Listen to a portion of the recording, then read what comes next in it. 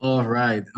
Welcome everyone. Bienvenidos todos. This is the Puerto Rico Meetup that's gonna be happening in Spanglish for the benefit of the members joining us. Today we have Rigo Duran. Rigo Duran is our member advisor for Venezuela, and Rigo spent many years in the U.S. Rigo, I don't know how many years of those were in Phoenix, but I know we connected when you were still in Phoenix, and you were giving that jump back to Venezuela. Like, what's that? 3, 4 years ago? 10.5 years. Yes. And so everyone was like, "Oh my God, you're going back to Venezuela? How come?" And Rigo was putting like he's a visionary, so he was thinking about the future, like how he could help Venezuela. And then at the beginning of this year, we all know how what happened, right? And so there are opportunities that are they were there before January 3rd, but now I guess there are a lot more opportunities and things that everyone can think about when it comes to doing business in Venezuela. So what we're gonna do is we're gonna start with Rigo, and then once we finish up with Rigo with Q and A's and all that, we then do a quick roundtable so everyone can introduce and speak a little bit about their business. Rigo, thank you for coming in such a short notice. This week I thought why not Venezuela? Puerto Rico and Venezuela has been very connected for decades. There's a lot of I grew up. I always tell everyone like I grew up watching Venezuela TV like a lot, like music, comedy shows, and even so telenovelas. Why not? And there's a lot of Puerto Ricans that and actually Jose. I learned from Jose. Jose hasn't joined. He will join. So I learned from Jose that he lived in Venezuela. He worked in Venezuela in the 90s. And he's gonna join me in a couple minutes probably. So there's a lot of relationship, and I know Venezuela is gonna be now a focus. Like Colombia took a lot of that from Venezuela, and now Colombian TV, music, and people go to Colombia for vacations, very cheap flight to go there. So what I've seen is that Venezuela is gonna come back, and I'm pretty sure like in a year or so we're gonna see ship flights to Venezuela and a lot of activity is gonna happen. But why not having an expert like Rigo?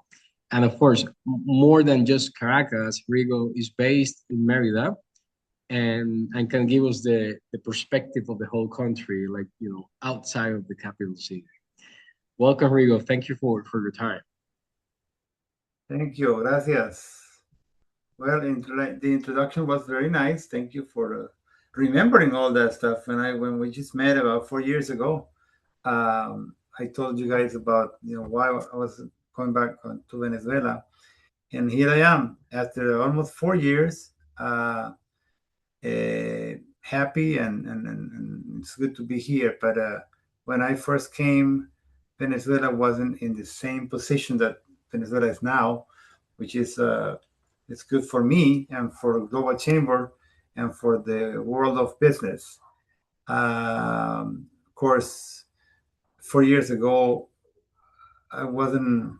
It wasn't very easy to speak about business in Venezuela. It wasn't open because even I was judged as a spy of the United States to be in Venezuela. And then I got when I started doing business as a global chamber, and then after a year of doing that and carrying about 10 projects, I decided to stop for a while and wait until things cool down in Venezuela.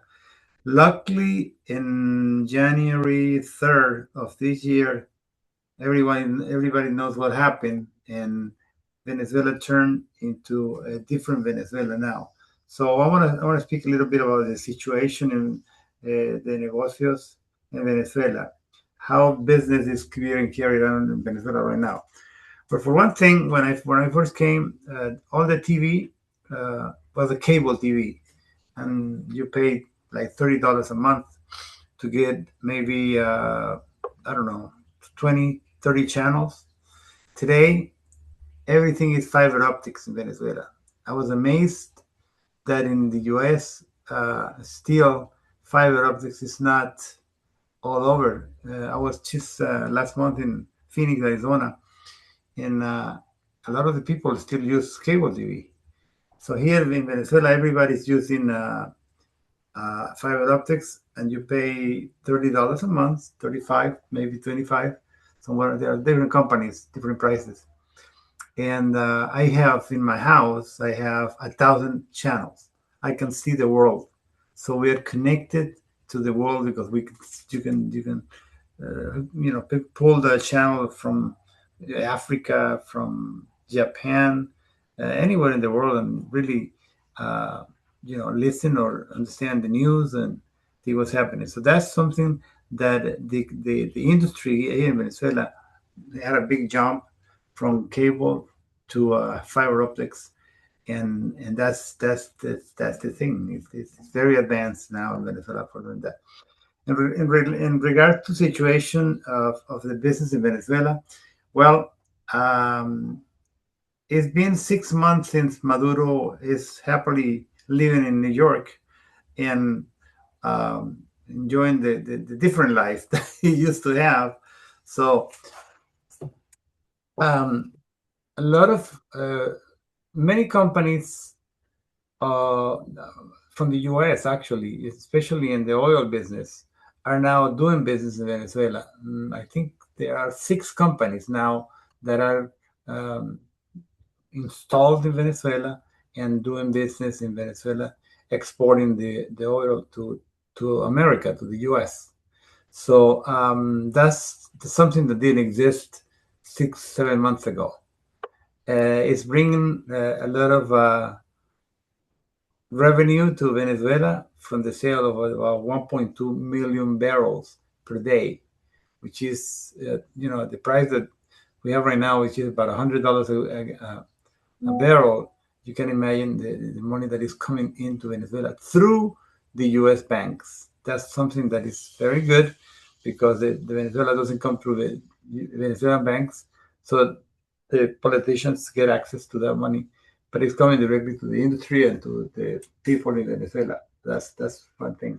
The other thing that is happening in Venezuela now is the business have opened up to uh, many companies in the world who want to come in and take advantage of installing, doing business in Venezuela and operating out of Venezuela with partners in Venezuela who are demanding uh, money, funds to be invested in Venezuela so they can grow their companies and so forth. So one of them is called, well, China is very, very, very much embedded into Venezuela. In this past 27 years of the regime that existed before, the Chinese are very aggressive and they installed themselves in Venezuela. Now, what you can see in Venezuela day to day is about seven or eight companies, car manufacturing companies in Venezuela, of the main ones that you already know.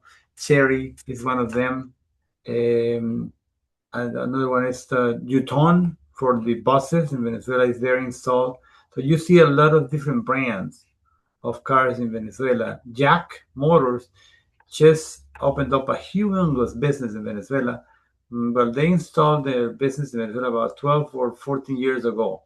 And so they were manufacturing in Venezuela the trucks and trucks of different level, different capacities. So now they are bringing cars that are not made in Venezuela, but they're like pickup trucks and sedans, like four door cars for to be used as taxis and luxury cars in Venezuela. Also, SUVs, a lot of SUVs in Venezuela, and you can imagine the quality of cars in Venezuela that I see uh, coming in is very, very good. I lived in China for 6 months in my past years. I went to do some business in China, and I saw what was coming in the car industry in China, Now it's in Venezuela. Now it's the American companies had lost a lot of the business opportunities in Venezuela, even though they were installed in Venezuela for many, many, many, many years. Ford Motors, Chrysler, um, Chevrolet, and so besides the Chinese companies, there are Yamaha for motorcycles, Honda, and also for cars like Toyota. Toyota is very well installed in Venezuela, not from now, but from many years ago, like I don't know, 30, 40 years ago, maybe more than that. So they're doing good business in Venezuela. So right now, about a week ago, Chino is spelled Sino truck. Chino it's spelled Sino truck. Sino truck opened up the first dealership here in my hometown in San Cristobal. It's called, and they have a specialty for trucks of any level and any kind. They include garbage trucks, ambulances, pickup, dump trucks, um, any kind of truck that you can imagine. They have it right here in San Cristobal right now. The opening night was about a week ago, and I'm related to them through a company that I am doing some business with or for as global chamber advisor in Venezuela. So therefore, if you compare what's going on today to what was going on about 7 months ago, it's totally different in Venezuela. So everybody has to know or should know that Venezuela is really open for business now, and the legal issues that were before where you invested money in Venezuela and then we're not able to take the profits out, that doesn't exist anymore. I am very close to hopefully have meetings with a couple of banks out of the U.S. because the first bank that is coming to Venezuela to open up business in Venezuela is J.P. Morgan Chase Bank. They are going to be here next week to meet with in the government, first of all, and then industrialists in Venezuela, companies that are looking for investment money to develop product and business in Venezuela. So, so that's something that is happening right now. And then there is Wells Fargo Bank. It should be here in Venezuela also anytime. And then, of course, Bank of America. Those are the three main banks that will open up in Venezuela, um, branches all over Venezuela. So businesses carry out in US dollars freely. Like one thing that we have here, so you guys know, is that in my hometown, the state of Táchira is very important because we are very close to Colombia. We're limited uh, and share the the frontier with Venezuela, with Colombia, and therefore there is a lot of business back and forth between the two, the state of Táchira, where I am, and Colombia. And so we use here the peso colombiano. It's used in my state as bolívares and as dollars. Also, the USD um, coins is used to try to do business in Venezuela. You can transfer money uh, from uh, from different money ish, into USDT, and then you can pay USDTs to another company or another person and so forth. So it's really broad the way business is carried out here in Venezuela. The Bolivar is not, it almost doesn't exist in real money in bills. It's all digital. It's all digital transfers of money in Bolivares. So you don't see a person carrying a truck of bills uh, to pay somebody. It's paid via digitally from an application to another application. So that's something. So in general terms, in the situation in Venezuela has improved quite a lot, and that's the opportunities that are now in Venezuela for companies out of Puerto Rico if they want to come to uh, Venezuela. For one thing, the Spanish is a common language between the two countries, so investors from Puerto Rico should be at least looking or paying attention to what's going on in Venezuela because we are so close to each other that I highly advise uh, for them to start, looking into doing business in Venezuela and bringing opportunities for the Venezuelan people to do business with Puerto Rico. Um, but right now, the demand for the U.S. from the U.S. government is that the business that is carried out in Venezuela should be carried out with American companies. Of course, they're looking for more business between the U.S. and Venezuela, and that's the tendency. Hopefully, there will be some elections here pretty soon where Maria Corina Machado, who is the runner-up for president of Venezuela, should be the winner because that's the way it is. I mean, she's got the back of all the Venezuelans, and things will start moving forward in a totally different direction as it used to be many years ago, before 27 years ago that this government has been in power. So yes, the opportunities are there in Venezuela. Um, Please spread the word and be on the lookout. Me personally, as advisor, uh, Cesar, let me know how I'm doing with time so I can stop whenever you want. Yeah, No, I think 3 5 more minutes. It's fine. okay, good. Then I am, as a Venezuelan advisor, I've been involved with several projects in Venezuela. But one project that I picked up about 2.5 years, 3 years ago, with a company called Transportes Unidos de Venezuela. Right now, we have, through connections with Nigeria, and who is Niji Sanusi. I don't know if you remember him, Cesar. Niji Sanusi. He actually and I worked together in this project 3.5 years ago, and through his innovation, I was able to contact a company in China, who is the main designer of electric cars and different cars in China. And right now we have already, after many, many emails and many conversations and many compromises, we finally got the prices for the cars that this company is looking for, especially trucks, buses for transportation, and small sedans for taxis.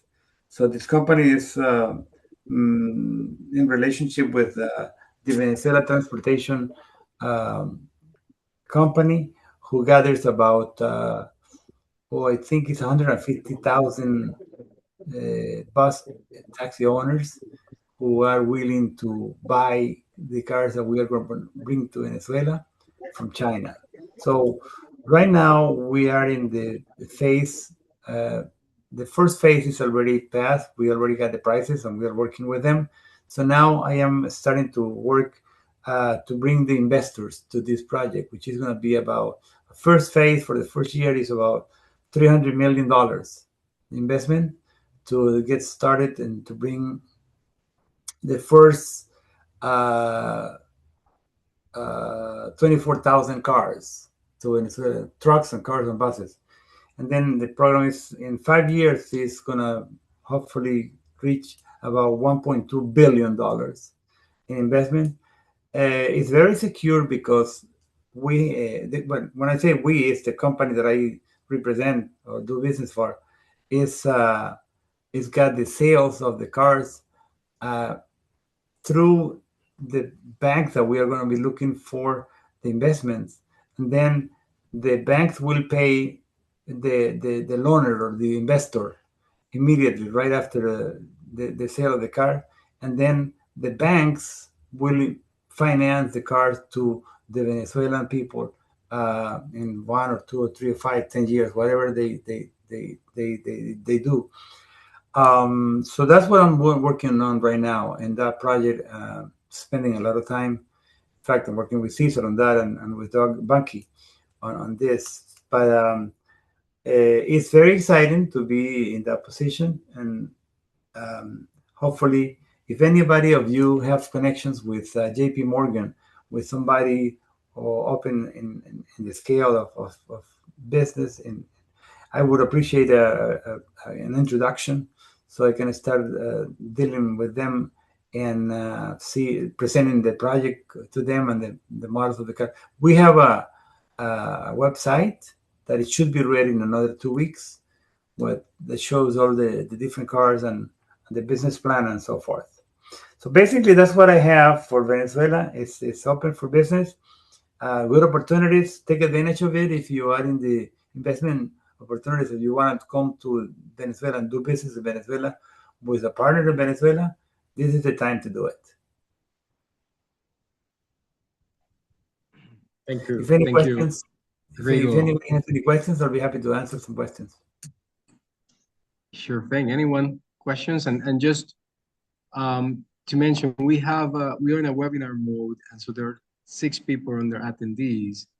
Daniel, Gustavo, Honor, Jose, Lothar, Terry. If you want to jump in and speak, participate, you can be promoted.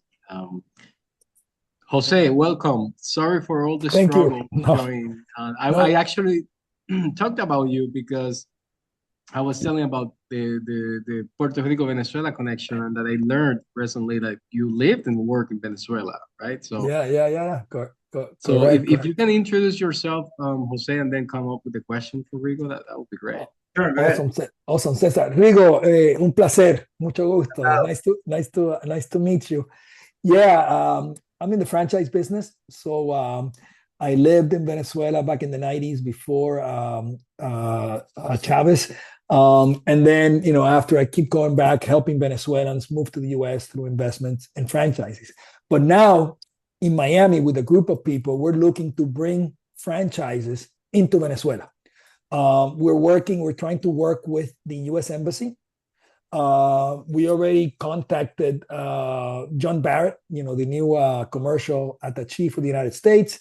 I was going to ask Cesar to make me a bridge with the U.S. Commercial Services. I met somebody in Mexico. Maybe they have somebody that because there's a lot of appetite, Rigo, for U.S. franchises. They used to be there, many franchises, as you know, if you're Venezuelan or you lived in Venezuela back 25 years ago, 20 years ago, before what happened, there used to be probably 200 different American companies doing business in Venezuela.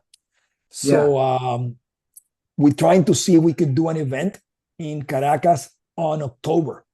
So we're shooting to do an event in Caracas on October, titled "How to Do Business," with the U.S. And the goal is to, bring interest of American companies to do business with, local Venezuelan investors. That's good. That's good. I'd like to know more about it, and if you can connect me with them in here, I'll be happy to help as Global Chamber advisor here in Venezuela, and to connect and to help them to connect with the right people here. Yeah, offline if you want. After this meeting, we could Cesar, can make an introduction. You and I can, have a one-on-one online. Sure. Yeah, I can make a quick intro on that. Thank you, Jose. And Jose is from Puerto Rico, but he's part of our Miami chapter as well. Kiyoung, is there anything you would like to ask, or introduce yourself? So I'll do an intro so people understand why I'm here. So for the group, I do a lot with the Global Chamber. I'm based in Atlanta. The Global Chamber knows me because of cybersecurity, but I also know some things about artificial intelligence. And my day job is corporate governance. So I do board leadership. I serve on some boards of directors, and then I build some education programs. As I mentioned in the chat, one of my dreams has always been to expand my business in South America. The European Union annoys me. They're very regulated. They're not very creative. It's difficult to do business there, almost to the point of the burden is unprofitable. And so I've tried to skip the European Union and expand my business in Southeast Asia and in the Middle East. And as I mentioned for the people who were here earlier, I lived in Panama City when I was much younger. I love South America. I have looked at opportunities to expand in Santiago. I'm working to transform childlike Spanglish into professional business Spanish so that I'm at least qualified to lead the conversations in the local language that I normally lead in English. And so everything that was said in the presentation is very interesting and attractive for me. Cesar, I sent you an email because I know a few things about cars and the automotive industry and finance, but we don't have to tie up this conversation with my personal interest. But I do thank you for accommodating my lack of Spanish now, even if I picked up 50% of what you said before you knew about my limitation. And I look forward to opportunities to connect with those who are interested. Oh, good. Okay, have you done anything with Puerto Rico, or have you been here before? Or I've been to the country before, but it's vacation more than anything else. okay, My original interest was Santiago because of the copper does, it leads them to do a lot of industrial control systems and mining, which I have a background in. But okay, what tends to happen is that outside the United States and the European Union, there's a lot of opportunity for cybersecurity and artificial intelligence engineering, which are the primary things that my business does. Because there are growth opportunities, it makes sense for me to go to the places that are growing rather than to compete in the marketplace in the US exclusively and then have to deal with the saturated market that drives prices down. And so in the past, I've had conversations with people in Colombia about building cybersecurity programs for major industries. Or, I have a point of contact from another association in Santiago, and we've had good conversations about how we can bring there some of the things that I'm doing here in the US. And so this conversation was very timely for me, but I'm also not in a hurry. I was planning 2030, but as we build relationships and get to know each other, if there's takes an time. opportunity for me to Yeah, help, I'm happy to do so. Hey, cool. Ian, Yes, do you use Palo Alto Network for your business? I do not. I know people at Palo Alto, but I don't trust them. So it creates some interesting things. Okay, good. Yeah, I know some people there. Perfect. And Kian, I made some notes as well. I think on the whole South American mining part, there's a couple introductions that we can make too. Yeah, So, that'd be great. um, Sam Santiago, I'm thinking about tourism in Venezuela. Maybe there's something there for the Boutique Hotels Association or anything Yeah, else you're involved with. Go ahead. thank you. Yes, Cesar, thank you. So I'm Sam Santiago. I'm the president of the International Boutique Hotels Association and CEO of Artistic Directors International.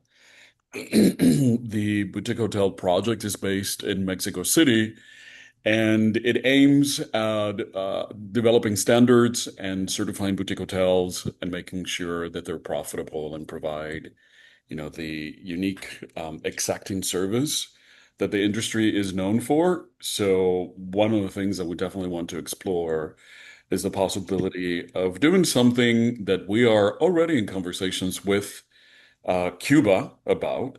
They have a program that has nothing to do with the big hotel chains that have been operating on the island, like chains from Germany, Italy, France, Spain, and others. They have their own version of Airbnb or bed and breakfast or something along those lines, and they call it Encanto. And it seems like in Venezuela, there's a possibility that there's a lot of that that is not formally organized.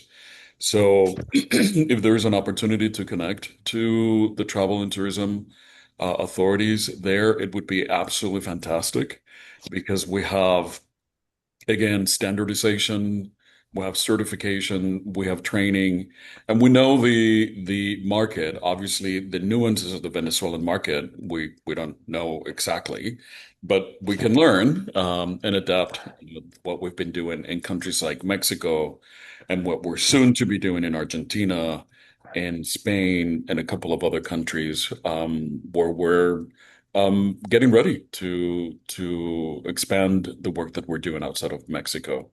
I have my own Venezuela story as well. So some of you know that I started my career with American Airlines in Puerto Rico.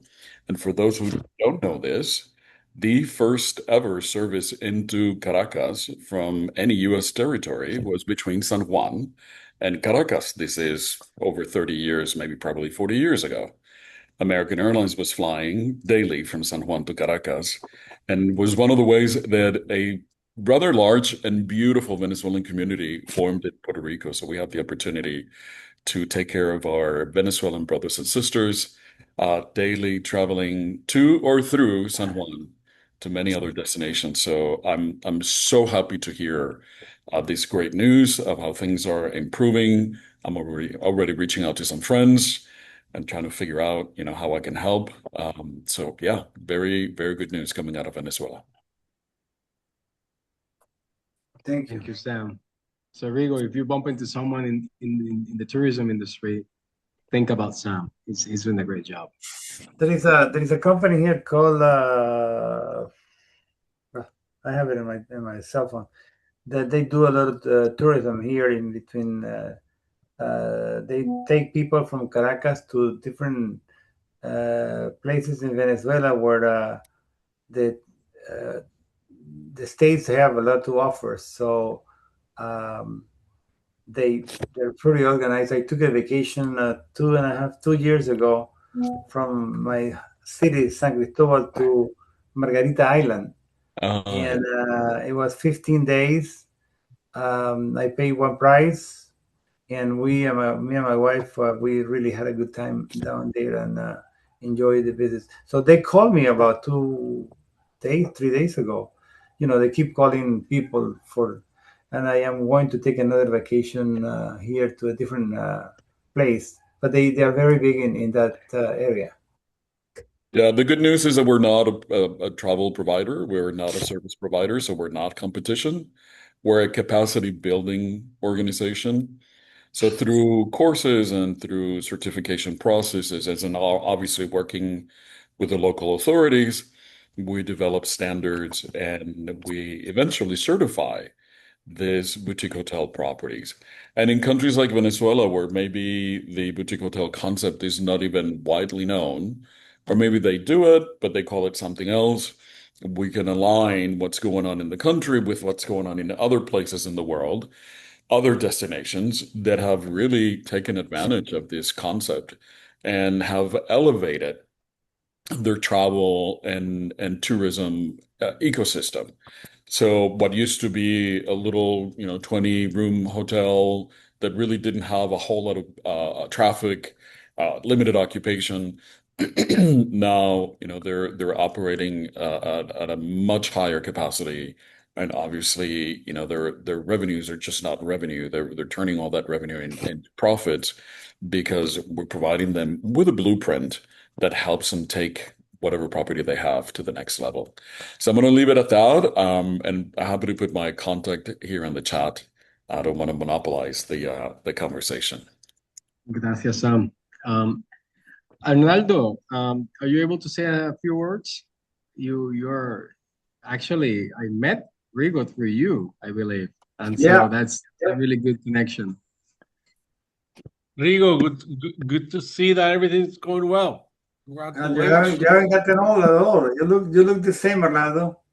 Long time no see. Good to see you, my friend.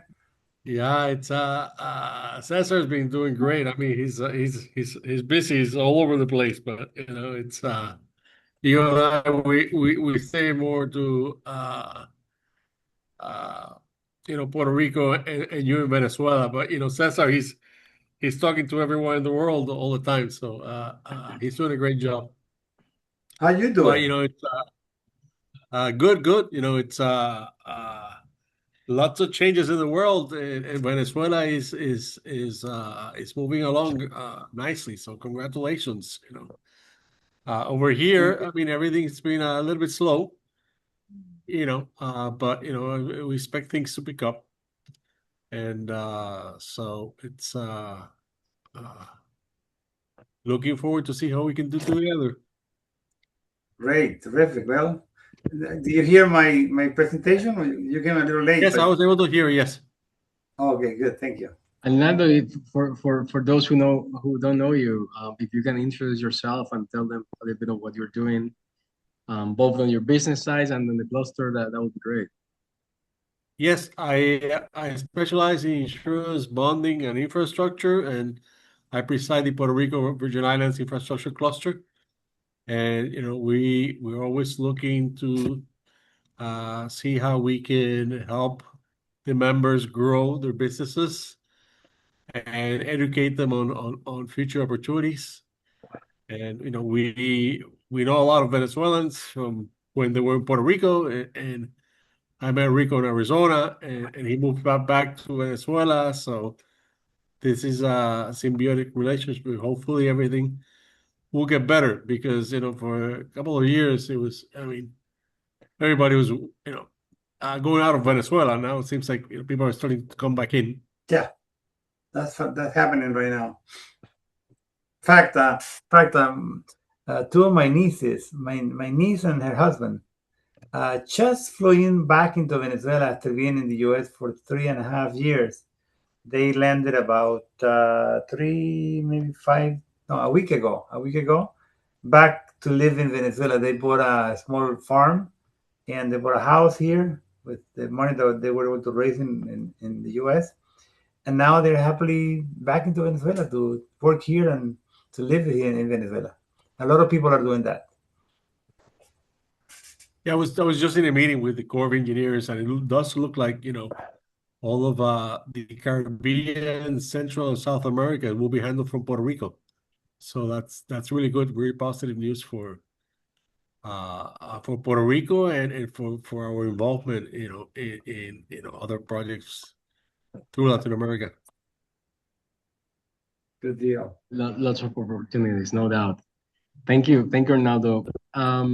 Then, so I see 6 more people in the attendee side. So what I can do is send you the invite to come up to the panel side. Daniel, Gustavo, in case you want to say a few words. I'm sending that right now. Jose as well. Lothar.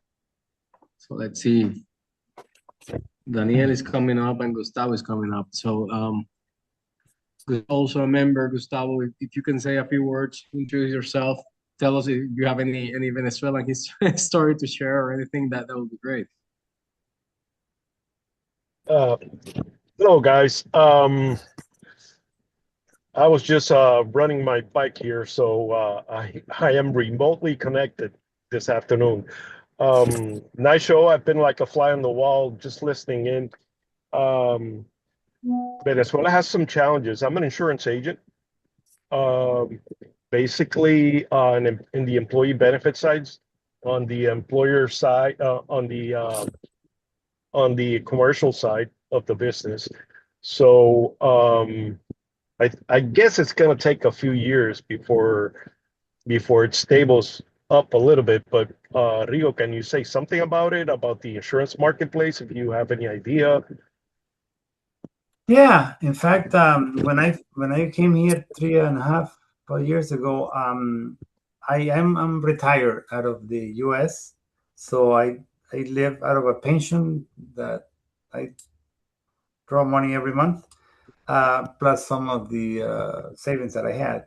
But I didn't have insurance here in Venezuela, so I checked into several companies to see which one fit me, and I bought a policy with La Internacional de Seguros aquí in Okay.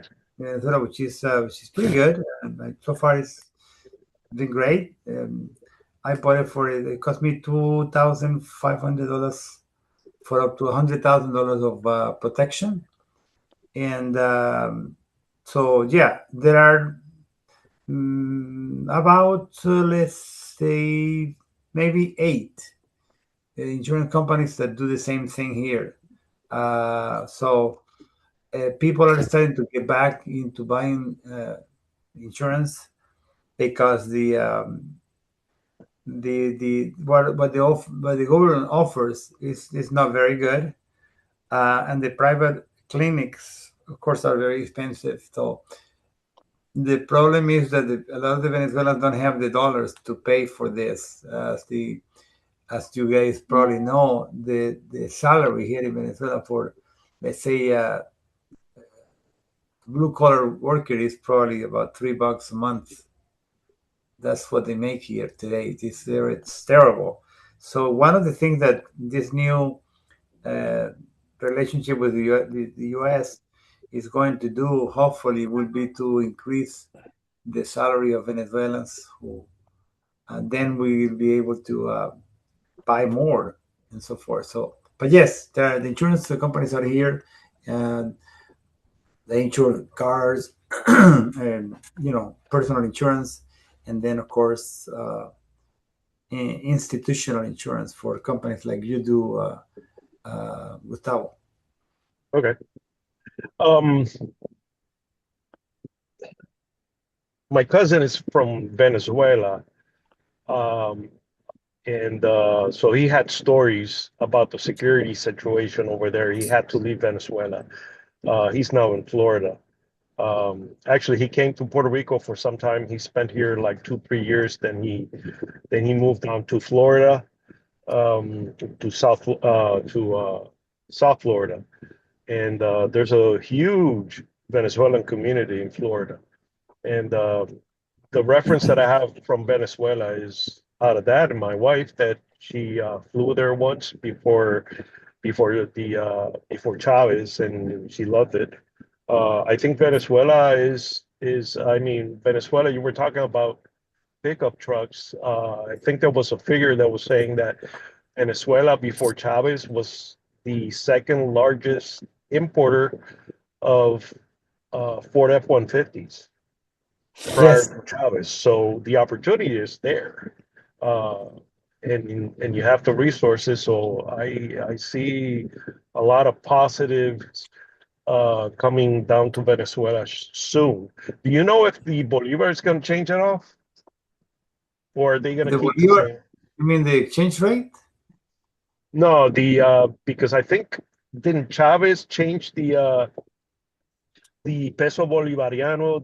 Did he change it, or is Yeah, it it's, the it's same been on that? changed like 3 or 4 times. It's been changed 3 or 4 times. Right now, the Bolivar is the el Bolivar Bolivariano, which is totally devaluated. When I first got to Venezuela, back to Venezuela 4 years ago, when I entered, it was nine bolivars per dollar, and today it's 565 bolivars per $1. So imagine the Okay. devaluation of the money Wow. is really really tough.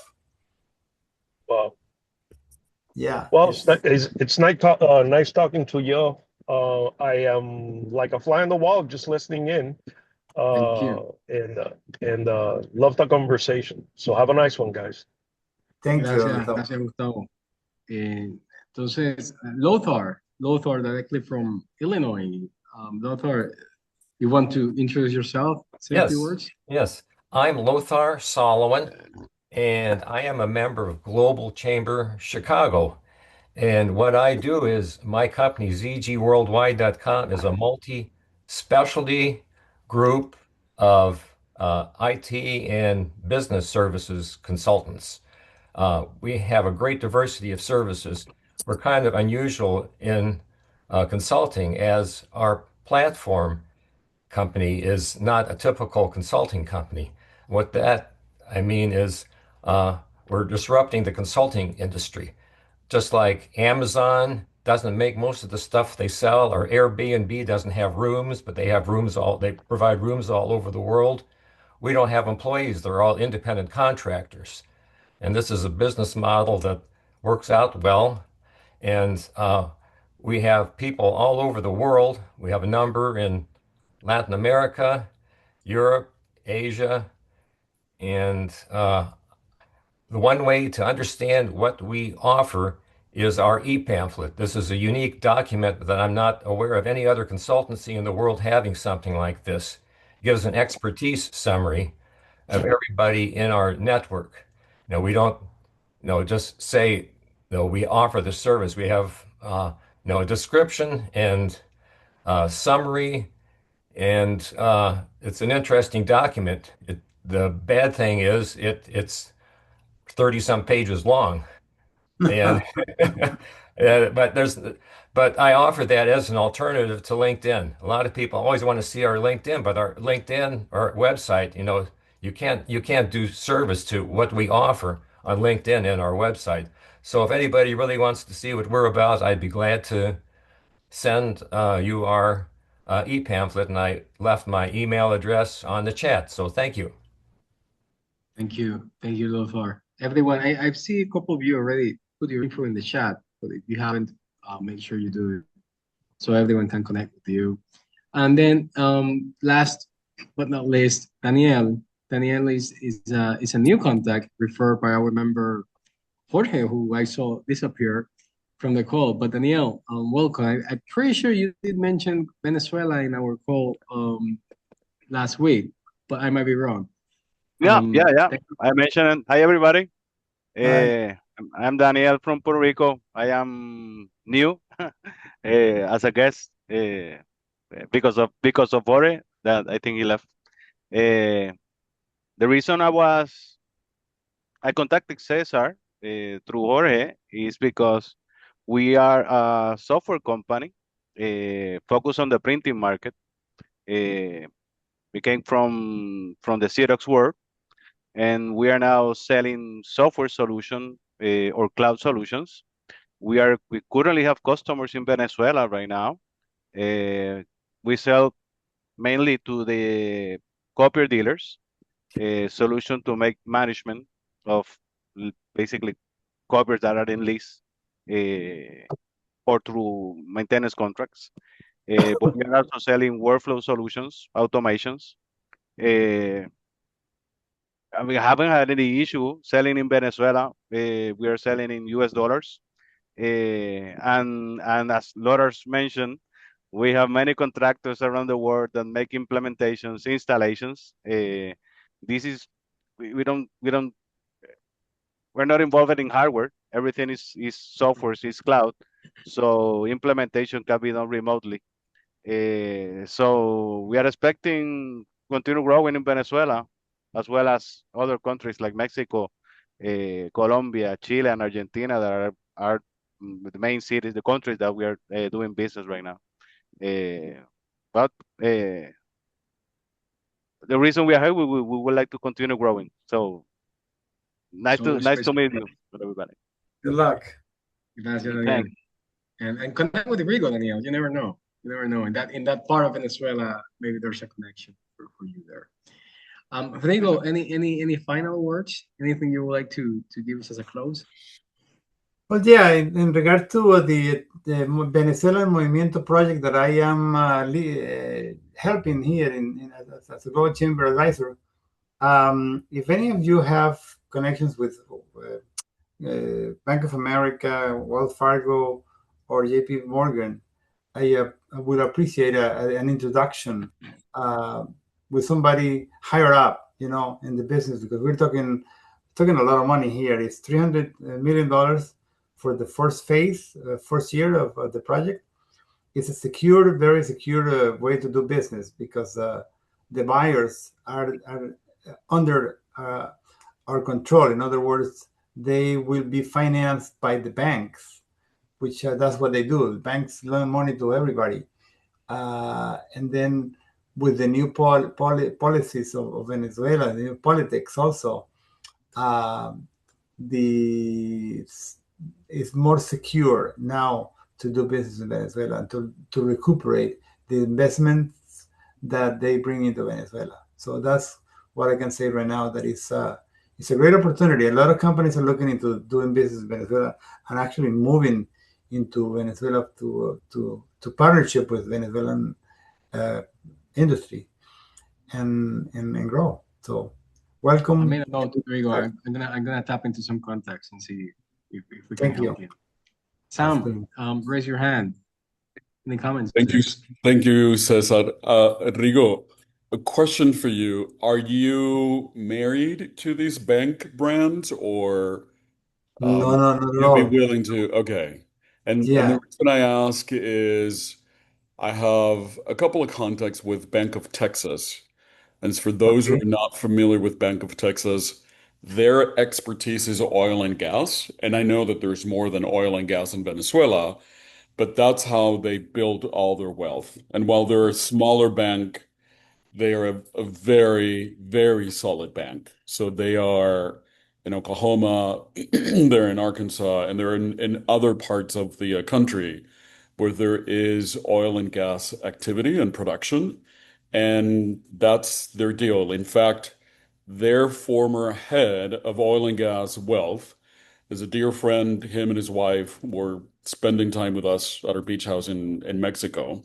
I don't know exactly how much, he could help us. He retired at the age of 40. So you may imagine how much money they're managing. So yeah, if you have anything a little more specific, even if it's a paragraph or whatever that Yeah. may be, I put my contact in the chat section. So maybe you can send me something that I can share with my contacts. That's all. I am writing your email here, so I will email you. Do you use Yeah. also WhatsApp? And both of those numbers, the USA number and the Mexican numbers are WhatsApp numbers. Yeah. Okay, great, terrific. Yeah. So And Rigo, I also have some contacts here in Miami, Coral Gables. You obviously know Banesco.